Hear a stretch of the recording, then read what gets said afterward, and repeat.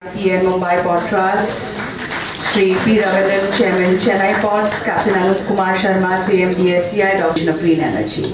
Deepena Lokana Jayati, Deepas Tejo Mayaha Smritaha, Chaturvarga Pradodipan, Tasmat Deepyajit Priye.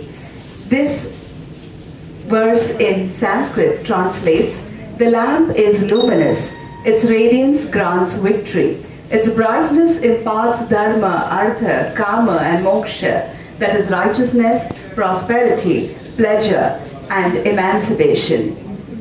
This is the significance of lighting a lamp, and hence a lamp should be lit. Lamp, as we know, is also a symbol of knowledge.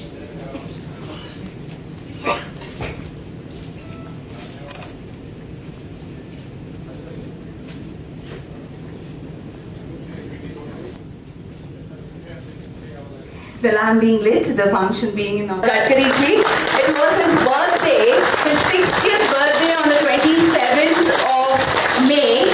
He has entered his 61st year. We wish him all the very best, all the success in the coming years. I also request Dr. Vidya Murkumbi to present a bouquet of flowers on the occasion of his birthday.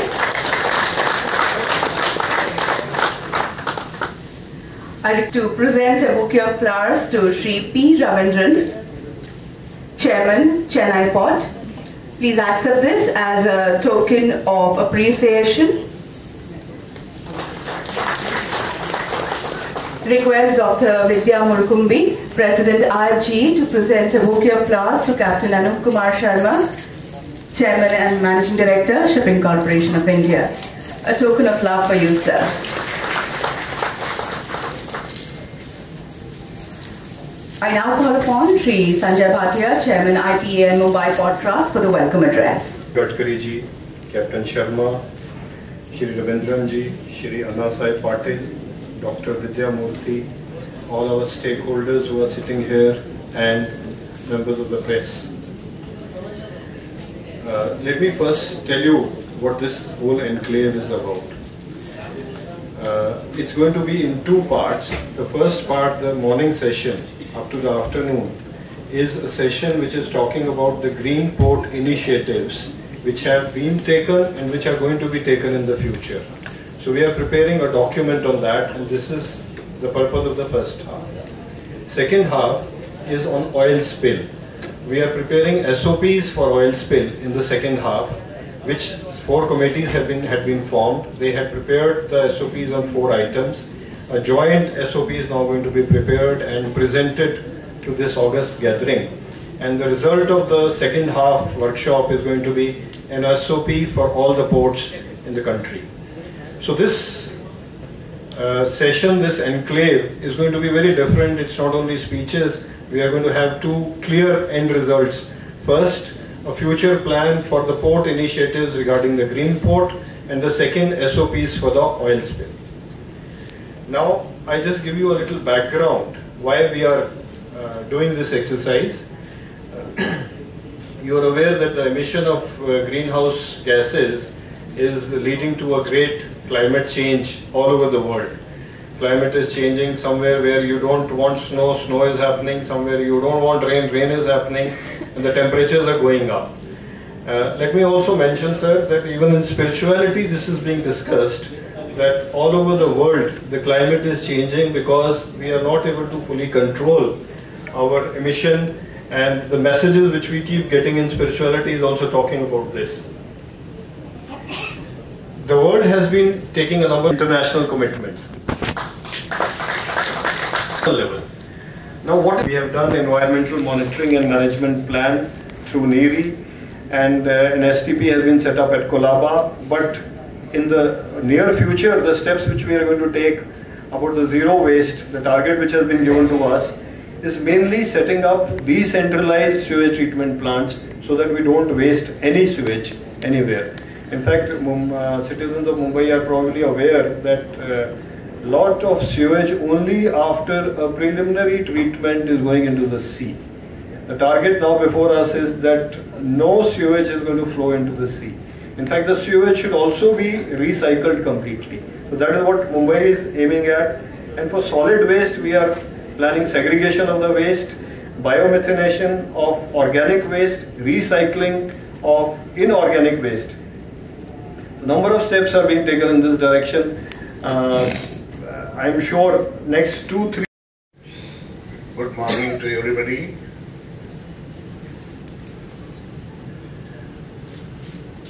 Honorable Nitin Ji Gadkari, Minister of Road Transport. You may be aware that the government of India has taken the initiation of this bow during 2000, when the NDA government was in power. That as Mr. Bhatia was explaining, what is the need of this energy to be adopted in the country?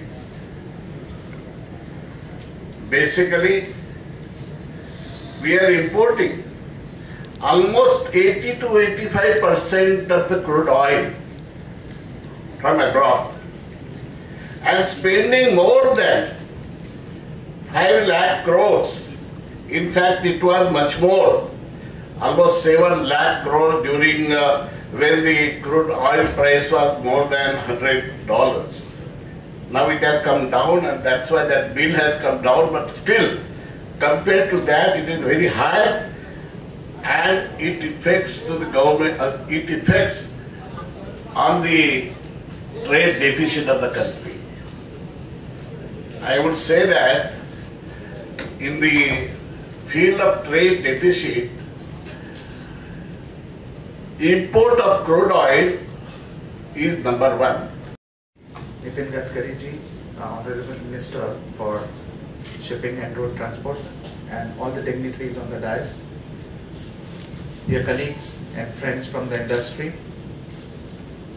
very good morning to all of you, and welcome to Conclave on Green Ports and Oil Spill Management, which SCI is very happy to be associated with.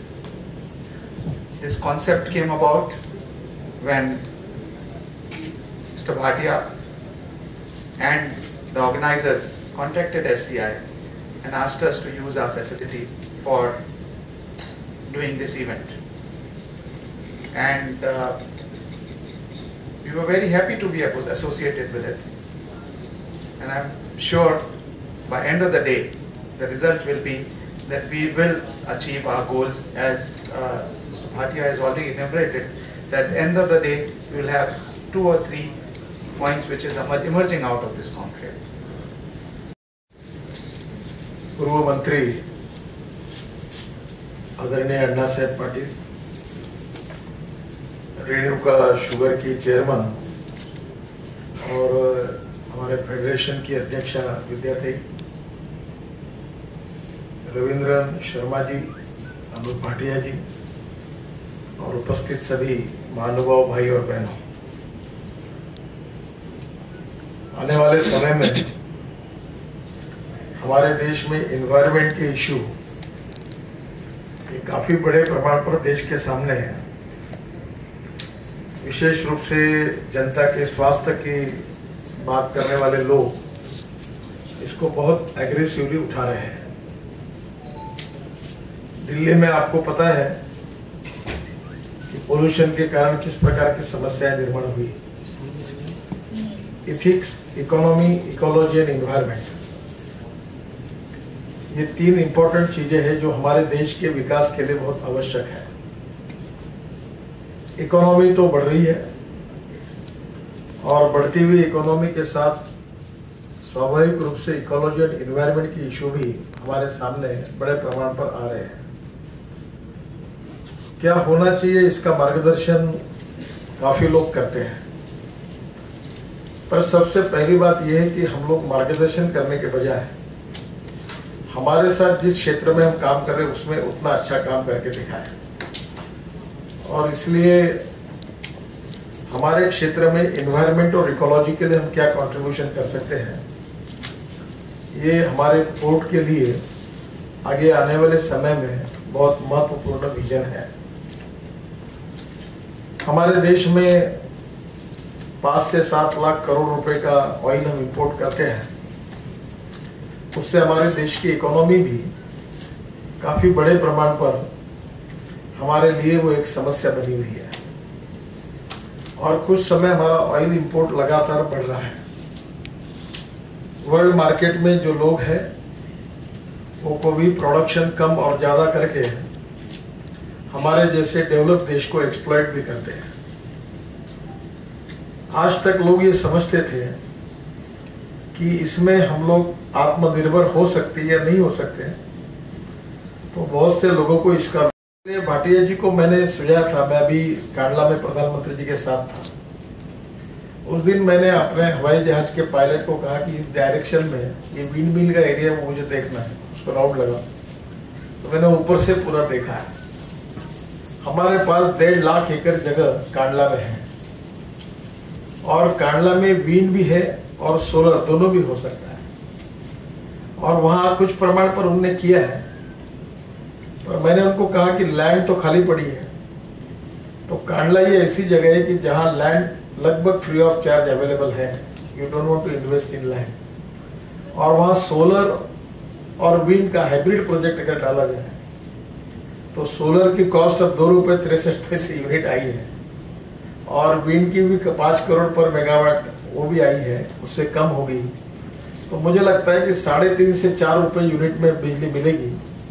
तो मैंने उनको सुझाया कि अपने 12 major port है वो, और जरूर ऑफर करिए कि हमारे पास 200 माइनर और प्राइवेट पोर्ट्स है उनको भी, और सब मिलकर अगर इक्विटी शेयर करके एक ही जगह पर अगर विंड और सोलर का हाइब्रिड प्रोजेक्ट डालते हैं 2000 मेगावाट का, और एनटीपीसी के साथ अगर पावर परचेस एग्रीमेंट करते हैं नेशनल ग्रिड के लिए, तो हमारा पावर का रेट पोर्ट में इसी से ही इस साल 5000 करोड़ रुपए फायदा होगा, और पावर अगर आधे रेट में मिलेगी तो मुझे लगता है 600-700 करोड़ रुपए तो पावर के कारण फायदा होगा। तो ये इतना आसान और सस्ता काम है, और इसलिए ये इसका अध्ययन करने के लिए कमेटी अपॉइंट हुई है। लैंड अवेलेबल है, क्योंकि मैं नहीं चाहता कि पीपीटी की प्राइम लैंड पर इस प्रकार का सोलर पावर खड़ा करें, तो करने की आवश्यकता भी नहीं है। दूसरी इंपॉर्टेंट चीज है कि हमारे यहाँ जो गोडाउन्स बन रहे हैं उसके ऊपर रविंद्र जी ने अपने यहाँ काफी 5 मेगावाट ना कितना कर रहे हैं, हाँ। तो मुझे लगता है कि जहां हम अभी क्रूज के लिए टर्मिनल बना रहे हैं या हमारे गोडाउन से बड़े बड़े, इसके रूफ टॉप पर अगर सोलर यूज करते हैं तो उस पर भी काफी पावर हमको बन सकती है, जिसके लिए कोई एडिशनल लैंड की जगह की आवश्यकता नहीं है। तो ये दोनों करके हम काफी बड़े प्रमाण पर पावर जनरेट कर सकते हैं।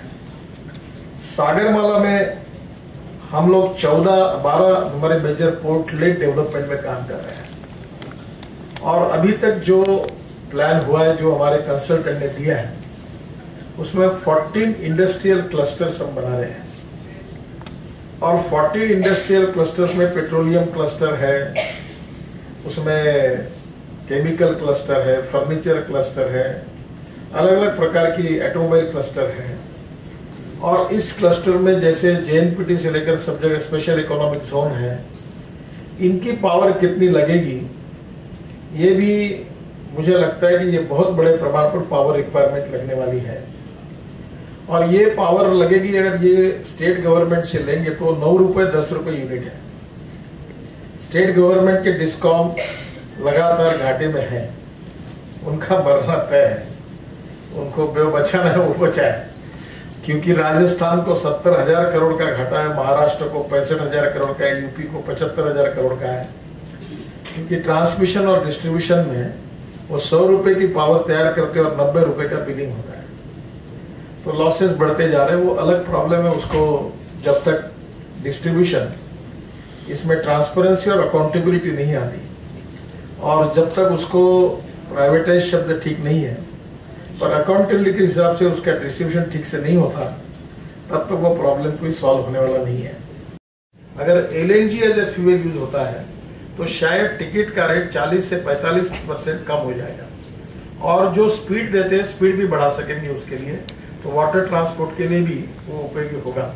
तो कम से कम जितने हमारे मेजर पोर्ट है इसमें LNG बंकर की भी व्यवस्था होती है, तो हमको निश्चित रूप से इसमें फायदा होगा। ऑलरेडी हमने पेट्रोनेट के साथ एग्रीमेंट साइन किया है और उनकी मदद से अगर ये बंकर बनेंगे तो फायदा होगा। और एक Indian automobile manufacturer, leading manufacturer को मैंने कहा कि आप ये ड्यूअल इंजन क्यों नहीं बनाते, और तो उन्होंने रोल्स रॉयस के साथ जॉइंट वेंचर साइन किया है, पूना का है, और उन्होंने साइन करने से हमारे शिपिंग को जो रोल्स रॉयस के बड़े बड़े इंजन हम यूज करते हैं वो ड्यूअल फ्यूल के जो है, जिसमें LNG भी यूज कर सकते हैं और डीजल भी यूज कर सकते हैं, तो वो भी हमारे लिए फायदे का होगा। और कोचिन शिपयार्ड को मैंने कहा है कि आप इस जॉइंट वेंचर में जाइए, ताकि हमारे देश में शिप के इंजिन्स भी LNG बेस होंगे तो काफी कॉस्ट बचेगी और कंपैरेटिवली क्लीन फ्यूल होगा। और इसलिए हर जगह पर हम लोग ये pollution, air pollution, water pollution को कम कैसे करें, कॉस्ट इफेक्टिव मेथोडोलॉजी और सक्सेसफुल प्रैक्टिसेस कैसे लाएं, और तीसरी बात पर्यावरण के लिए हम कैसे कंट्रीब्यूट करें। मैं अनायास से आज मुंबई में हूँ और मैं निश्चित रूप से आज मुख्यमंत्री से भी मेरी बात हुई और भाटिया जी को मैंने कहा कि आज मैं JNPT में जा रहा हूँ, वहाँ हम 2000 करोड़ रुपए का ट्रेसिंग कर रहे हैं और मटेरियल कहीं तो भी डालने वाले थे। तो मैंने भाटिया जी को प्रपोजल दिया, ये पूरा मटेरियल हम लोग ये BPT के ओर से लगाकर करीब 250 हेक्टर लैंड हम लोग रिक्लेम करें। और मैंने उनको कहा कि कोई हम कमर्शियलाइजेशन नहीं करेंगे, कोई बिल्डिंग नहीं बनाएंगे, हम कम से कम 300-350 हेक्टर का ऐसा सुंदर गार्डन बनाएंगे जो वर्ल्ड प्राइड का होगा। मैं अभी सिंगापुर गया था, तो सिंगापुर में वो गार्डन मैंने देखा, तो मुझे प्रधानमंत्री से भी मिला और मंत्रियों से मिला और मैंने कहा कि ये ऐसा गार्डन हम बनाना चाहते हैं। 5000 करोड़ रुपए का गार्डन था और ये बिल्डिंग से 100 गुना बड़ा ग्लास का डोम था और उसके अंदर में पेड़ बगीचे, इतना सुंदर गार्डन था कि $500 का टिकट लेके गार्डन में लोग जाते हैं। तो ऐसा गार्डन मुंबई में ऑक्सीजन लेने के लिए मुंबई के लोगों को मिले, जो 300 हेक्टर का और जहां लाखों पेड़ लगे हैं, लैंडस्केपिंग किया है, और ऐसा गार्डन अगर बनेगा तो मुंबई के लिए लोगों को शुद्ध हवा, ऑक्सीजन देने के लिए बहुत बड़ी जगह मिल सकती है। और इसलिए इन्वायरमेंट के लिए मैंने भाटिया जी को कहा था प्रपोजल तैयार करिए, ताकि JNPT का फुकट में सब रिक्लेमेशन होगा और 1 फीट जमीन हम कोई बिल्डर डेवलपर को तो देना ही नहीं है, वो तो मैंने पहले ही बता दिया। No involvement of any builder developer in BPT development, वो कोई लेना ही नहीं कोई। और ये जगह अगर हम डेवलप करेंगे तो हम इसका पूरा गार्डन बनाएंगे, इसमें कोई कमर्शियल डेवलपमेंट नहीं करेंगे। ये कमिटमेंट के साथ ही हम इन्वायरमेंट से परमिशन मांगेंगे और ये गार्डन ये मुंबई के लिए एक बहुत बड़ा ऑक्सीजन देने वाला सेंटर होगा और यहाँ के पोल्यूशन को निश्चित रूप से उसका कारण काफी सुधार होगा। ऐसी अनेक इनिशिएटिव है और जो लेने के लिए हम लोग हमारी मिनिस्ट्री की ओर से प्रयास कर रहे हैं, और जब इनिशिएटिव हम लेंगे और जब हम उसको एग्जीक्यूट करेंगे तो फिर बाकी लोगों पर डंडा लगाना आसान होगा। नहीं तो लोग कहेंगे आपकी ही नहीं हुआ तो हमें क्यों कह रहे हैं। और इसलिए आने वाले समय में इन सब योजनाओं के बारे में महाराष्ट्र के मुख्यमंत्री से भी चर्चा हुई है, उनका पूरा सपोर्ट है। वो भी चाहते हैं कि मुंबई में ये सब डेवलप हो। वाटर ट्रांसपोर्ट ये मुंबई की बड़ी कहानी है। मैं जब मंत्री था महाराष्ट्र में तो 96-97 में MSRDC में वाटर ट्रांसपोर्ट का टेंडर मैंने निकाला था। फिर एक नितिन जोशी करके कोई कंपनी में उनको मिला था। अब अभी 97 से अभी कितने साल हो गए? हाँ, 20 साल में कोई गाड़ी आगे नहीं गई, ना वाटर ट्रांसपोर्ट दिखता ना कुछ दिखता। और अभी एक बस आई है, उसकी भी कहानी है। और मुझे बड़ा दुख और दर्द है कि इस प्रकार के निकम्मे लोग व्यवस्था में कितनी तकलीफ देते हैं। वो बस खरीदी की, वो MBBS बस है वो पानी पे भी चलती है, रोड पे भी चलती है। तो पहले कस्टम वालों ने उसको बोला कि ये बस है तो 240% ड्यूटी लगाई। फिर हमने कहा कि नहीं शिप है तो फिर 40% लगती थी और झगड़ा चलता रहा, 3 महीने बंद पड़ी है। अब उसको 100% ड्यूटी पर शायद मुझे लगता है अनुमति मिली है। अब वो बस जो है वो चलाना है तो मलबार हिल से लेकर पूरा रोड पर हाईकोर्ट ने एक कमेटी बनाई है। उसने कहा इसमें कुछ नहीं करना, तो वो कमेटी बस उतरेगी कहाँ से? तो शिपिंग कॉर्पोरेशन के बिल्डिंग से तो उड़ाई कूद नहीं सकती समुद्र में, तो परमिशन नहीं दे रहे। तो वाटर ट्रांसपोर्ट और इसमें जो ऐसे निगेटिव एटीट्यूड वाले जो लोग हैं और जो आउटडेटेड कंसेप्ट है, जो यहाँ के इन्वायरमेंट को भी मदद नहीं करते और इस सब बातों के लिए तकलीफ देते, ये भी बहुत बड़ी समस्या है। मैं उनको ये विश्वास देना चाहता हूँ कि ये सब बातें इन्वायरमेंट को अच्छा करने के लिए हम कर रहे हैं। समझो कितनी इकोनॉमी को फायदा होगा। इस साल कितने हैं हमारे, नहीं क्रूज कितने हैं, हाँ तो 55 क्रूज आए, अभी वो टर्मिनल बना रहे हैं। तो मुझे लगता है कि आने वाले समय में टूरिज्म में 49% कैपिटल इन्वेस्टमेंट एम्प्लॉयमेंट पोटेंशियल के लिए खर्चा होती है। तो मुझे लगता है कि अगर 750 क्रूज आएंगे तो मुंबई की इकोनॉमी बदल जाएगी। इसलिए मैंने उनको कहा कि बीपीटी में ऐसा एक 5 स्टार होटल बनाओ हमारे कन्वेंशन सेंटर में, जिसमें 10,000 रूम्स होंगी, ताकि आने वाले लोगों को हम दे सकें। तो इतना पोटेंशियल है, और इसलिए मैं ये मानता हूँ कि इसमें इकोनॉमी भी बढ़ेगी, इकोनॉमिक ग्रोथ इंजन के रूप में पोर्ट काम करेंगे, इन्वायरमेंट भी पॉजिटिवली अच्छा होगा, ग्रीन फ्यूल के कारण एग्रीकल्चर और ट्राइबल सेक्टर को भी नई एम्प्लॉयमेंट मिलेगी, और इलेक्ट्रिक के कारण इंडिजिनियस टेक्नोलॉजी का उपयोग होकर हमारे देश का इंपोर्ट कम होगा, cost effective import, substitute, pollution free. और ये सब टेक्नोलॉजी अगर मेक इन इंडिया और मेड इन इंडिया में होगी तो निश्चित रूप से इंडिजिनस टेक्नोलॉजी से नए रोजगार का निर्माण होगा।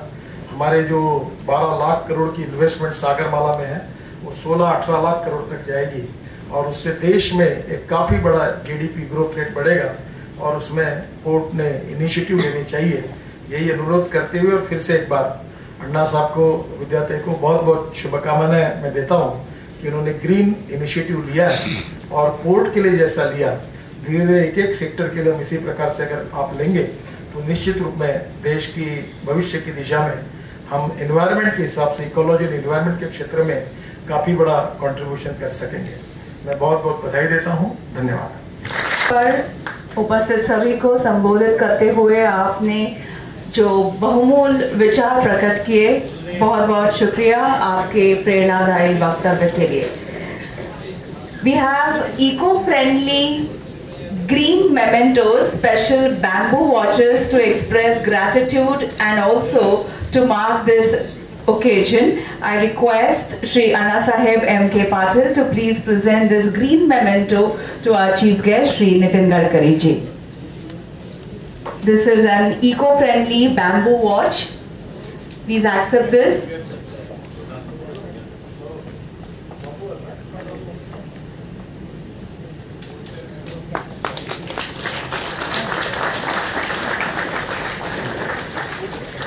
I request Shri Patil to also present this green memento to Shri Sanjay Bhatia, Chairperson IPA and MBBTA.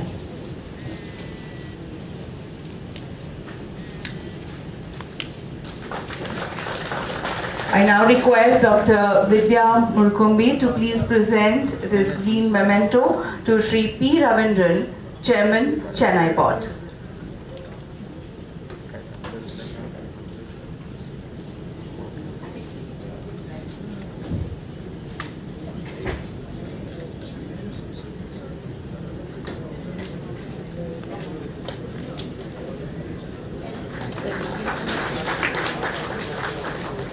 Request Dr. Murkumbi once again to present this memento to Captain Anup Kumar Sharma, Chairman and Managing Director, Shipping Corporation of India.